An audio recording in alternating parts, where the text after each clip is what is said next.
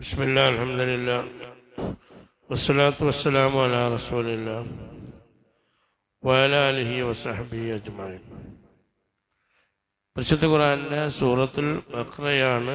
അതിൻ്റെ ചില പ്രത്യേകതകളാണ് നമ്മൾ പറഞ്ഞുകൊണ്ടിരുന്നത്. ഇമാം അഹ്മദ് ബിൻ ഹംബൽ ഉദ്ധരിച്ച ഹദീസിൽ കാണാം,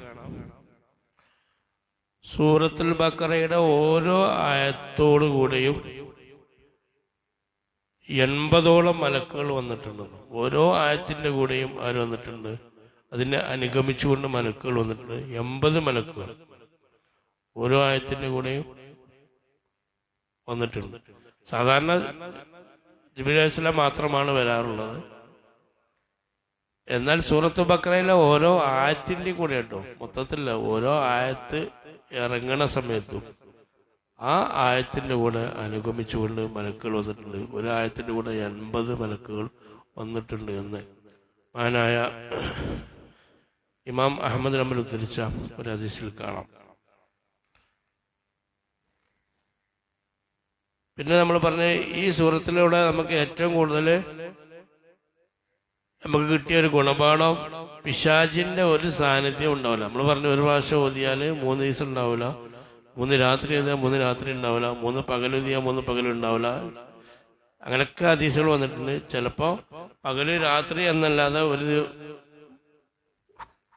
ഏതെങ്കിലും സമയത്ത് ഓതിയാൽ തന്നെ 3 ദിവസം ഉണ്ടാവില്ല. അങ്ങനെയൊക്കെ വന്നിട്ടുണ്ട്. ഏതായാലും ചില ഹദീസിൽ കാണുന്നത് ഈ സൂറത്തുൽ ബഖറ ഓതുന്നതോടുകൂടി തന്നെ പിശാച് എന്ത് ചെയ്യും? ആ വീട്ടിൽ നിന്ന് പുറത്തിറങ്ങും എന്നാണ്. ഒരു ഹദീസിൽ കാണാം, സൂറത്തുൽ ബഖറ ഓതൽ തുടങ്ങുന്ന കൂടി തന്നെ ആ വ്യക്തിയിൽ നിന്ന് പിശാച് ഓടി അകലും എന്ന് കാണാം. ഫിറു എന്നാണ് ചില റിപ്പോർട്ട്. ഓടിക്കഴിച്ചിട്ടാകും. സൂറത്തുൽ ബഖറ ഓതലോടുകൂടി എന്ത് ചെയ്യും? അയാളിൽ നിന്ന് പിശാച് ചെയ്യും ഓടി എന്താ പിടുത്തം വിട്ട് ഓട്ടോടനെയാണ് ഏത് പറയാ? ഫറ പറയാം. ഏതായാലും പെരുമോട്ട ഓടണേനാണ് ഏത് പറയാ? ഫറ എന്ന് പറയാം. ഓടിക്കഴിച്ചിട്ടാവും പിശാച് ആ വ്യക്തിയിൽ നിന്ന്, ആ സ്ഥലത്ത് നിന്ന്. അപ്പൊ നമ്മള് വല്ല ബിസിനസ്സിലോ അല്ലെ വീട്ടിലൊക്കെ അങ്ങനത്തെ ബുദ്ധിമുട്ട് പാരായണം ചെയ്യുന്നതോടുകൂടി തന്നെ എന്ത് ചെയ്യും? ആ ഷർറ് ഒഴിവായി കിട്ടും എന്ന് കാണാം. ഇനി കാണാം, അതിൽ വളരെ പ്രധാനപ്പെട്ട ചില ആയത്തുകളുണ്ട്. എനിക്ക് തോന്നുന്നത് അത് ആയിരിക്കും ഇതിന്റെ മെയിൻ മർമ്മം. അതിലിങ്ങനെ കാണാം, അബ്ദുല്ലാ ബിൻ മസ്ഊദ് തൊട്ട് ഉദ്ധരിച്ച ഉദ്ധരണിയിൽ കാണാം, മൻ ഖറഅ 10 ആയാത്തിൻ മിൻ സൂറത്തുൽ ബഖറ. ഇതാണ് ഏറ്റവും വളരെ പ്രധാന സംഗതി. സൂറത്തുൽ ബഖറയിലെ 10 ആയത്തുകൾ ഓതിയാൽ ആ വീട്ടിൽ പിന്നെ പിശാച് കടക്കൂല എന്നാണ്. അത് ആദ്യത്തെ 4 ആയത്ത്. ഇത് വളരെ ലളിതമായി ചെയ്യാൻ പറ്റിയ സംഗതിയാണ്. ആദ്യത്തെ 4 ആയത്ത്, അതുപോലെ തന്നെ ആയത്തുൽ കുർസി, അത് നമ്മൾ ചെയ്യണം. ആയത്താനി ബഅദ, ആയത്തുൽ കുർസിയുടെ ശേഷമുള്ള 2 ആയത്ത്. പിന്നെ വസലാസു ആയാത്തിൻ മിൻ ആഖിരി, അവസാനത്തെ ആ 3 ആയത്തുകൾ. ഇത് ഓതിയാൽ തന്നെ പിശാചിന്റെ സാന്നിധ്യം വീട്ടിൽ നിന്ന് ഒഴിവാകുമെന്ന് നബി സല്ലല്ലാഹു അലൈഹി വസല്ലം പറഞ്ഞ ഒരു ഹദീസിൽ കാണാം. 10 ആയത്തുകൾ. അത് വളരെ എളുപ്പമാണ്. തുടക്കം ആയത്തുൽ കുർസി, അതിന് ശേഷമുള്ള 2 ആമന റസൂൽ. ഇത് സാധാരണ അധികം ആളുകളും ചെയ്യാറുണ്ട് എന്ന് കാണാൻ കഴിയും. ഒരിക്കൽ നബി സല്ലല്ലാഹു അലൈഹി വസല്ലം ഒരു സൈന്യത്തെ പറഞ്ഞയക്കുകയായിരുന്നു. ഇമാം തുർമുദി, നസായി, ഇബ്നു മാജഹ് ഉദ്ധരിച്ച ഉദ്ധരണിയിൽ കാണാം, അബൂ ഹുറൈറത്തുള്ള ഉദ്ധരണിയാണ്, നബി സല്ലല്ലാഹു അലൈഹി വസല്ലം ഒരു സൈന്യത്തെ ഒരു സ്ഥലത്തേക്ക് നിയോഗിക്കുകയായിരുന്നു. അപ്പോ നിയോഗിക്കുന്ന സമയത്ത് ആ സൈന്യത്തിലേക്ക് പോകുന്ന സഹാബികളോട് നബിതങ്ങൾ പറഞ്ഞു, നിങ്ങൾ ഓരോരുത്തരും നിങ്ങൾക്ക് നിങ്ങളുടെ കയ്യിൽ വശമുള്ള സൂറത്തിനെ കുറിച്ച് പറയണം, ഓതിത്തരണം എന്ന് പറഞ്ഞു. ഓരോ സഹാബിയോട് ചോദിച്ചു, നിനക്ക് എന്തൊക്കെ സൂറത്ത് അറിയാം? ഓരോ സഹാബികളും കഴിയണ ഓരോ സൂറത്തുകൾ ഇങ്ങനെ റസൂലുള്ളാഹിക്ക് എന്ത് ചെയ്തു? പറഞ്ഞു കൊടുത്തു.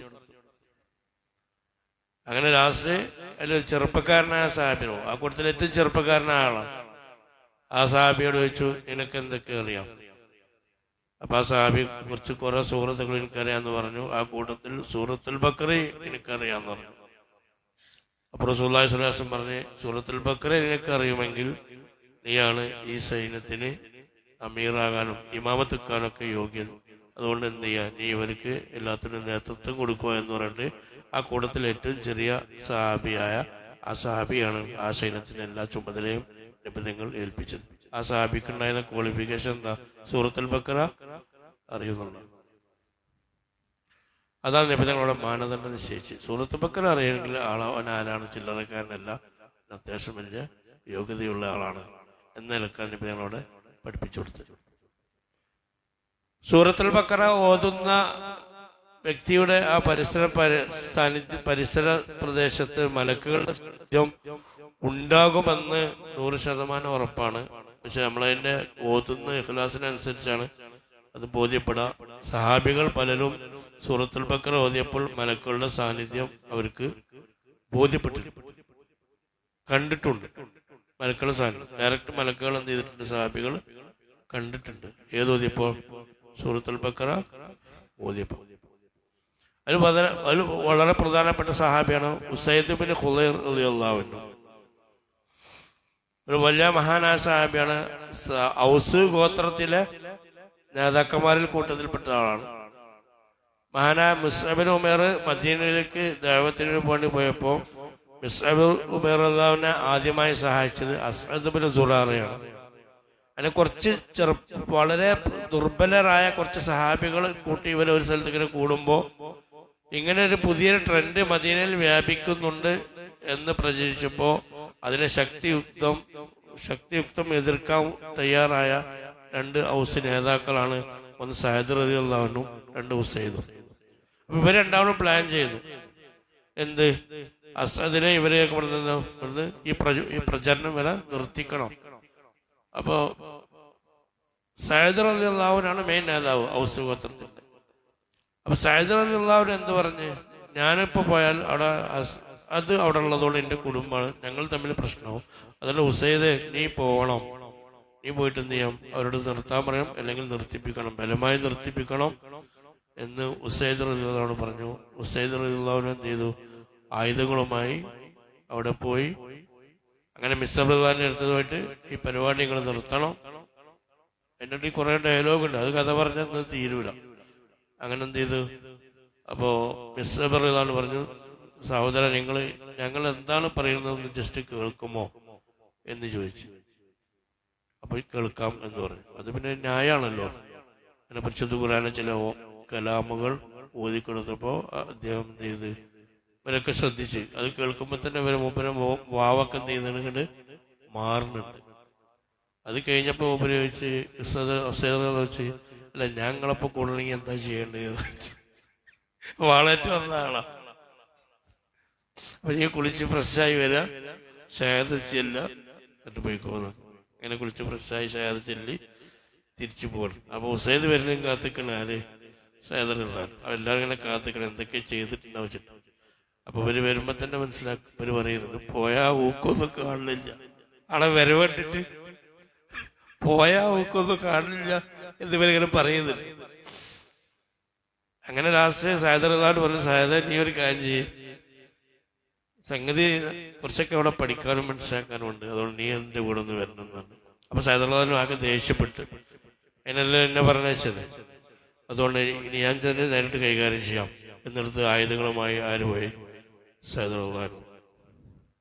അങ്ങനെ സഅദ് റളിയല്ലാഹു അൻഹു പോയി. അവിടെ ചെന്നപ്പോ ഉസൈദ് മിസ്അബ് റളിയല്ലാഹു അൻഹു നേരെ ഇങ്ങനെ ആക്രോശിച്ച് ചെന്നപ്പോ മിസ്അബ് റളിയല്ലാഹു അൻഹു പറഞ്ഞു, ജസ്റ്റ് ഞങ്ങൾ പറഞ്ഞത് നിങ്ങളൊന്ന് കേൾക്കൂ, നിങ്ങൾ തീരുമാനിച്ചോളി, നിങ്ങൾ പറഞ്ഞവരൊക്കെ ഞങ്ങൾ ചെയ്യാം.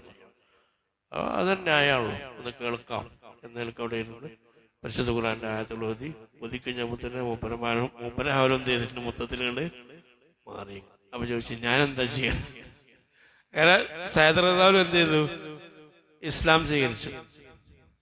അങ്ങനെ സഅദ് റളിയല്ലാഹു അൻഹു ഇസ്ലാം സ്വീകരിച്ചപ്പോൾ നാട്ടുകാർ ഇതെന്തൊക്കെ കാട്ടിയിട്ടുണ്ടോ എന്ന് ചോദിച്ചു. അപ്പൊ നാട്ടുകാരൊക്കെ ചോദിച്ച് ഇങ്ങനെ കാത്തു നിൽക്കുകയാണ്. അപ്പൊ സഅദ് റളിയല്ലാഹു അൻഹു പറഞ്ഞു, നാട്ടുകാരെ നിങ്ങൾക്ക് ഇന്നെ അറിയില്ല? അറിയും, ഞങ്ങൾ നേതാവല്ല ആണ്, ഞാൻ ഇതുവരെ നിങ്ങൾക്ക് വേണ്ടി എല്ലാത്തിലും ഒപ്പം തന്നിട്ടില്ല ആണ്. ഇനി ഞങ്ങളായിട്ട് സംസാരിക്കണമെങ്കിൽ ഞാൻ പറഞ്ഞ നിങ്ങൾ കേൾക്കണം, അല്ലെങ്കിൽ നിങ്ങൾ ആരുമായിട്ടും കൊണ്ടുണ്ടാകാറുണ്ട്, നിങ്ങളൊക്കെ സംസാരിക്കുക, ഇന്നൊരു സംസാരിക്കില്ല, ഹറാമാണെന്നാവും പറയാം. അപ്പൊ നാട്ടുകാർ വെച്ച് എന്താ ചെയ്യേണ്ടത്? ഞാൻ പറഞ്ഞ നിങ്ങൾ പറയണമെന്ന് പറഞ്ഞു. എന്താ പറയേണ്ടി വെച്ചു? അശ്ഹദു അല്ലാ ഇലാഹ ഇല്ലല്ലാഹ് നിങ്ങളെല്ലാവരും പറയുന്നു. അപ്പൊ നാട്ടുകാർ പോയി എന്ത് ചെയ്ത് അത് പറഞ്ഞു. അങ്ങനെ ആണുങ്ങള് പെണ്ണുങ്ങള് കുട്ടികൾ ഒന്നടങ്കം എന്ത് ചെയ്ത് ഇസ്ലാം സ്വീകരിച്ചു. ആ കൂട്ടത്തില് മെയിൻ ആളാണ് ഉസൈദ് റളിയല്ലാഹു അൻഹു. ഉസൈദ് റളിയല്ലാഹു അൻഹു വീട്ടിലിരുന്ന് സൂറത്തുൽ ബഖറ ഓതിയിരുന്നു. അപ്പൊ തൊഴുത്തിലുണ്ടായിരുന്ന, നമ്മൾ കേട്ട ചരിത്രം എന്നാലും പറയുന്നു, തൊഴുത്തിലുണ്ടായിരുന്ന കുതിരക്ക് ഒരു പരക്കം പാച്ചില്. അപ്പൊ ആ സൗണ്ട് കേട്ടപ്പോ ഉസൈദ് റളിയല്ലാഹു അൻഹു എന്ത് ചെയ്ത് പേടിച്ച്. കാരണം അദ്ദേഹത്തിന്റെ ചെറിയ മകൻ യഹ്യ എന്ന് പറയുന്ന ചെറിയ മകൻ തൊഴുത്തിന്റെ കുതിരന്റെ അടുത്ത് ഇരുന്ന് കളിക്കണം. അപ്പൊ എന്തെങ്കിലും പരുക്കുണ്ടാവും എന്ന് വിചാരിച്ച് അപ്പൊ ആദ്യം ഉസൈദ് റളിയല്ലാഹു അൻഹു ഓതിയപ്പോ സൂറത്തുൽ ബഖറ ഓതിയ സമയത്ത് ഇതിങ്ങനെ കിടന്ന് ഒച്ചപ്പാട്, പിന്നെ എന്താ കാണിക്കുക, അസ്വസ്ഥത കാണിക്കുന്നു. അപ്പൊ ഖിറാഅത്ത് നിർത്തി നോക്കിയപ്പോ അവിടെ സൗണ്ട് ഇല്ല. പിന്നെയും ഖിറാഅത്ത് തുടങ്ങിയപ്പോ വീണ്ടും അസ്വസ്ഥത വരുന്നു. പിന്നെയും ആ അസ്വസ്ഥത കേട്ടപ്പോ ഖിറാഅത്ത് നിർത്തി. അപ്പൊ അവിടെ സൗണ്ട് നിന്ന്. പിന്നെ ഓതിയപ്പോ അസ്വസ്ഥത വന്നപ്പോ അദ്ദേഹത്തിന് ഭയമായി. കാരണം കുട്ടി അവിടെ കളിക്കുന്നുണ്ട്. അപ്പൊ കുട്ടിക്ക് എന്തെങ്കിലും പറ്റുമെന്ന് വിചാരിച്ചിട്ട് ചെന്ന് നോക്കിയപ്പോ അവിടെ എന്താ ഉള്ളത്, തൊഴുത്തിൽ ചെന്നപ്പോ എന്താണ്, ഒരു കാർമേഘം പോലെ മൊത്തത്തിൽ കവർ ചെയ്തിട്ട് കുറെ പ്രകാശങ്ങൾ ആകാശത്തിലേക്ക് ഇങ്ങനെ പൊന്തി പൊന്തി പോകുന്നത്. അത് കണ്ണിൽ നിന്ന് മറയണത് വരെ ആര് കണ്ടു? ഉസൈദ് റളിയല്ലാഹു അൻഹു കണ്ടു. സയ്യിദല്ല ഉസൈദ് റളിയല്ലാഹു അൻഹു. അങ്ങനെ ഈ വിഷയം നബി സല്ലല്ലാഹു അലൈഹി വസല്ലം പോയി റസൂലുള്ളാഹി സ്വല്ലല്ലാഹു അലൈഹി വസല്ലം പറഞ്ഞപ്പോ ഞങ്ങനെ ഓതിയപ്പോ ഇങ്ങനെയൊക്കെ ഉണ്ടായി, സംഭവം ഉണ്ടായി നബിയെ എന്ന് പറഞ്ഞപ്പോ റസൂലുള്ളാഹി സ്വല്ലല്ലാഹു അലൈഹി വസല്ലം പറഞ്ഞു, ഉസൈദേ, അത് മലക്കുകളായിരുന്നു. നിങ്ങൾ ആ സൂറത്ത് ഇങ്ങനെ ഓതിക്കൊണ്ടിരിക്കുകയാണെങ്കിൽ നേരം വിളിക്കുമ്പോൾ സഹാബികൾക്കൊക്കെ ഏത് കാണാമായിരുന്നു? ആ മലക്കുകളെ കാണാമായിരുന്നു എന്ന് റസൂലുള്ളാഹി സ്വല്ലല്ലാഹു അലൈഹി വസല്ലം പറയണ്ടേ. ആ ഉസൈദ് റളിയല്ലാഹു അൻഹു അന്ന് ഓതിയ സൂറത്ത് ഏതാണെന്ന് ചോദിച്ചപ്പോ സൂറത്തുൽ ബഖറയാണ് ഉസൈദ് റളിയല്ലാഹു അൻഹു എഴുതുന്നത് അവിടെ പാരായണം ചെയ്തു. സൂറത്തുൽ ബഖറ ഓതുന്നിടത്ത് പ്രത്യേകം മലക്കുകളുടെ സാന്നിധ്യം ഉണ്ടാവുമെന്ന് ഇതിൽ നിന്ന് മനസ്സിലാക്കാം. അത് ഓതുന്നവന്റെ നിയത്തിന്റെ ഉദ്ദേശിച്ച് അതിന്റെ പിന്നെ പവർ കൂടും. ഒരിക്കൽ അബൂ ഉബൈദ റളിയല്ലാഹു അൻഹു സംഗതി സാബിത്ത് ബിൻ ഖൈസ് റളിയല്ലാഹു അൻഹു, സാബിത്ത് ബിൻ ഖൈസ് എന്ന വലിയ സഹാബിയാണ്. നബി തങ്ങൾക്ക് ഭയങ്കര ഇഷ്ടമുള്ള സഹാബിയാണ്. റസൂലുള്ളാഹിനോട് അല്ലേ, ഞാൻ പല പ്രാവശ്യം പറഞ്ഞിട്ടുണ്ട്, സാബിത്ത് റളിയല്ലാഹു അൻഹു നബിയേക്കാൾ ശബ്ദം ഉയർത്തത് എന്ന് പറഞ്ഞ ആയത്തിറങ്ങിയപ്പോ വീട്ടിൽ പോയിരുന്ന സഹാബിയാണ്. കാരണം കുറച്ച് സൗണ്ട് കൂടുതൽ സഹാബിയാണ്. റസൂലുള്ളാഹി സ്വല്ലല്ലാഹു അലൈഹി വസല്ലം സാബിത്തിന്റെ പിന്നെ പള്ളിയേക്കും ജമാഅത്തിനൊന്നും കാണുന്നില്ല. വിളിച്ചപ്പോ എന്താ സാബിത്ത് വിചാരിച്ചെന്താ നിന്നെ കുറിച്ച് ഇറങ്ങിയ ആയത്താണ്. അപ്പൊ സാബിത്ത്, നിങ്ങളല്ല, നിങ്ങൾ നല്ല മനുഷ്യനാണ്, നിങ്ങൾ ഷഹീദായി മരിക്കാനുള്ള ആളാണ്, നിങ്ങൾ നേരെ സ്വർഗത്തിൽ പോകാനുള്ള ആളാണ് എന്ന് ആര് പറഞ്ഞ്? റസൂലുള്ളാഹി സ്വല്ലല്ലാഹു അലൈഹി വസല്ലം ആരോട് പറഞ്ഞ്? സാബിത്ത് റളിയല്ലാഹു അൻഹു പറഞ്ഞു.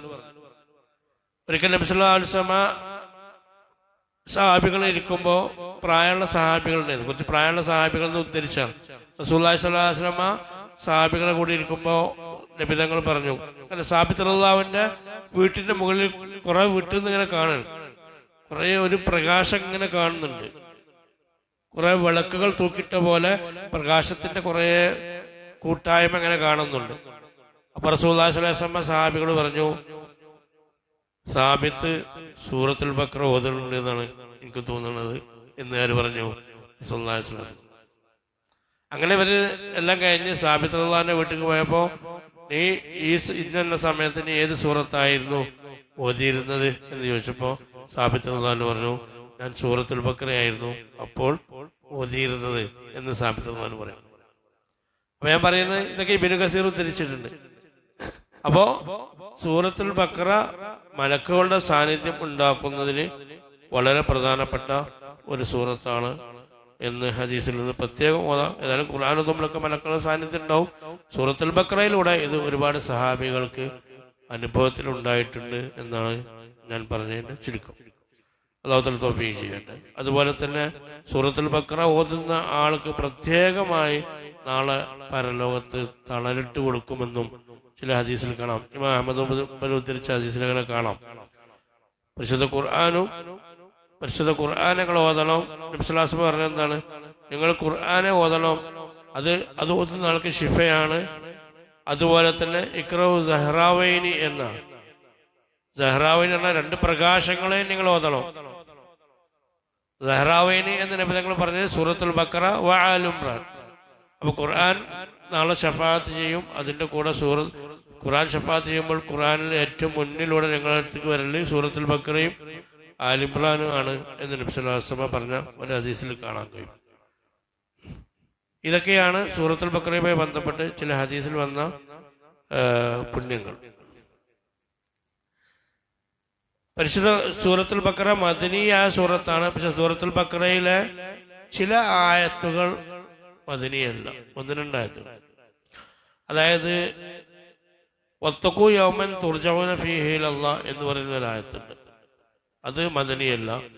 അത് ഒരിക്കൽ നബി സല്ലല്ലാഹു അലൈഹി വസല്ലം അവസാന ഹജ്ജിന് വന്ന സമയത്ത് പെരുന്നാളിന് അന്ന് മിനയിൽ വെച്ച്, ഹജ്ജത്തുൽ വദാഇന്റെ സമയത്ത് മിനയിൽ വെച്ച് ഇറങ്ങിയ ഒരു ആയത്താണ്. അത് മദനിയ, അത് മക്കിയ, അത് എന്താണ് ആ സമയത്ത് ഇറങ്ങിയതാണ്. അതുപോലെ തന്നെ ചില ആയത്തുകൾ കാണാം. ചില ആയത്തുകൾ ഈ പലിശന്റെ കുറച്ച് ആയത്തുകളുണ്ട്. ഇതല്ലാത്ത മുഴുവൻ ആയത്തുകളും സൂറത്തുൽ ബഖറ ഇറങ്ങിയതാണ്, മദനിയാണെന്നുള്ളത്. സൂറത്തുൽ ബഖറയിൽ 200 എത്ര ആയത്തുള്ളത്? 286 256 ആയത്തുള്ളത്. 6121 പദങ്ങളാണുള്ളത്. പരിശുദ്ധ ഖുർആൻ ഇങ്ങനെ പദാനുപദ വേർതിരിച്ച പോലെ ഒരു ഗ്രന്ഥവും ലോകത്തുണ്ടാവില്ല. 25,500 ഹർഫുകളാണ് ഏതിലുള്ളത്? സൂറത്തുൽ ബഖറയിൽ ഉള്ളത് എന്ന് കാണാം. സൂറത്തുൽ ബഖറ എന്ന് പറയാൻ കാരണം, അൽ ബഖറ എന്ന് പറയാൻ കാരണം ഒരു പശുവുമായി ബന്ധപ്പെട്ട വിഷയം അവിടെ പരാമർശിക്കുന്നുണ്ട്. ബനീ ഇസ്രായേലിന്റെ കാലത്ത് ഒരു വ്യക്തിയെ കൊല ചെയ്യപ്പെട്ടപ്പോൾ ആ വ്യക്തിയുടെ കൊലപാതകയെ തിരിച്ചറിയാതായപ്പോൾ ആ കൊലപാതകയെ ഒരു മോചിതത്വമായി മൂസാ നബി ഇസ്ലാം തെളിയിച്ചു കൊടുക്കാൻ വേണ്ടി ഉണ്ടാക്കിയ സംഭവമാണ് പശുവുമായി ബന്ധപ്പെട്ട സംഭവം. ആ പശുവിനെ അറുത്ത് അതുമായി കണക്ട് ചെയ്തുകൊണ്ട് എന്താണ് ആ കൊലപാതകയെ തിരിച്ചറിയാൻ പറ്റും എന്ന നിലക്ക് മൂസാ നബി ഇസ്ലാം ഒരു അമാനുഷികത കാണിച്ചു കൊടുത്തു. ആ വിഷയവുമായി ബന്ധപ്പെട്ട അവിടെ പശു ഉണ്ടായതുകൊണ്ടാണ് അതിൽ മെയിൻ വിഷയമായിട്ട് ബഖറ എന്ന് പറയാനുള്ള കാരണം. പരിശുദ്ധ ഖുർആനിലെ ഏറ്റവും നീളം കൂടിയ സൂറത്ത് ഏതാണെന്ന് വെച്ചാൽ ഏതാണ്? സൂറത്തുൽ ബഖറയാണ്. പരിശുദ്ധ ഖുർആനിലെ ഏറ്റവും നീളം കുറഞ്ഞ സൂറത്ത് ഏതാണ്?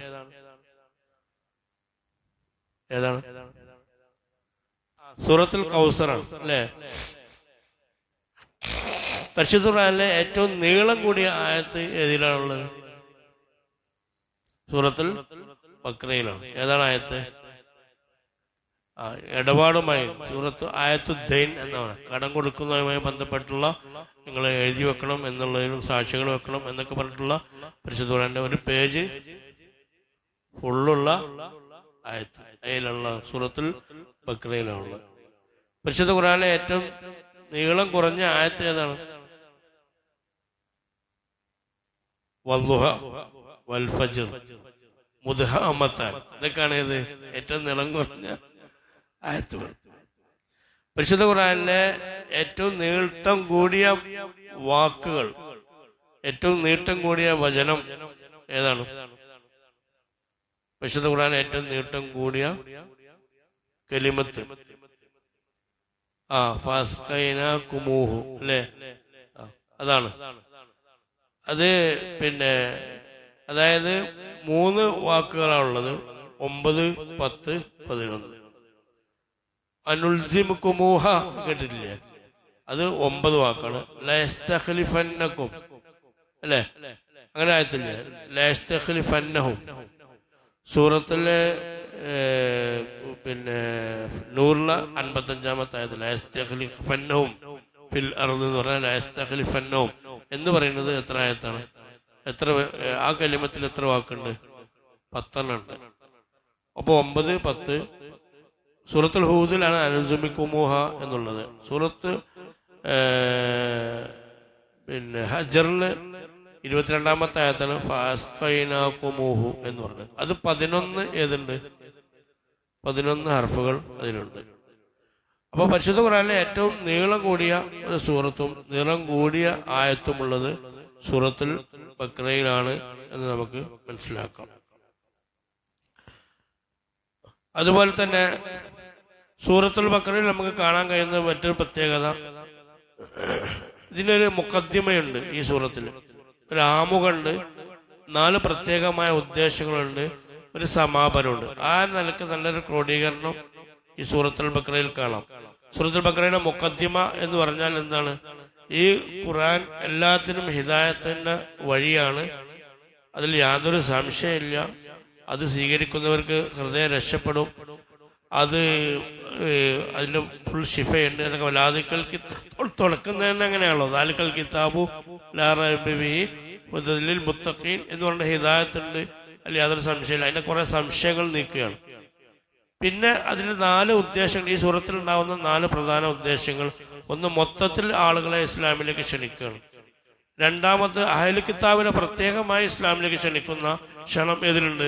സൂറത്തുൽ ബഖറയിൽ തെളിവുകൾ കൊടുത്തുകൊണ്ട് അഹ്ലുൽ കിതാബിനെ പ്രത്യേകം ക്ഷണിക്കുന്ന ക്ഷണം സൂറത്തുൽ ബഖറയിലുണ്ട്. മൂന്നാമത്, ദീനിന്റെ കുറെ നിയമങ്ങൾ ഇതിൽ വിശദീകരിക്കുന്നുണ്ട്.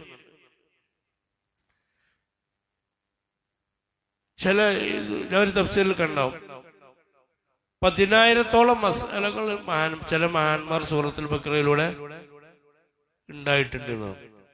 എനിക്ക് തോന്നുന്നു ഇമാം ഗസാലിയാണ്, റാസിയാണോ ആരോ പറഞ്ഞത്. ഞാൻ ഇന്നലെ തഫ്സീർ നോക്കിയപ്പോൾ കണ്ടാണ്.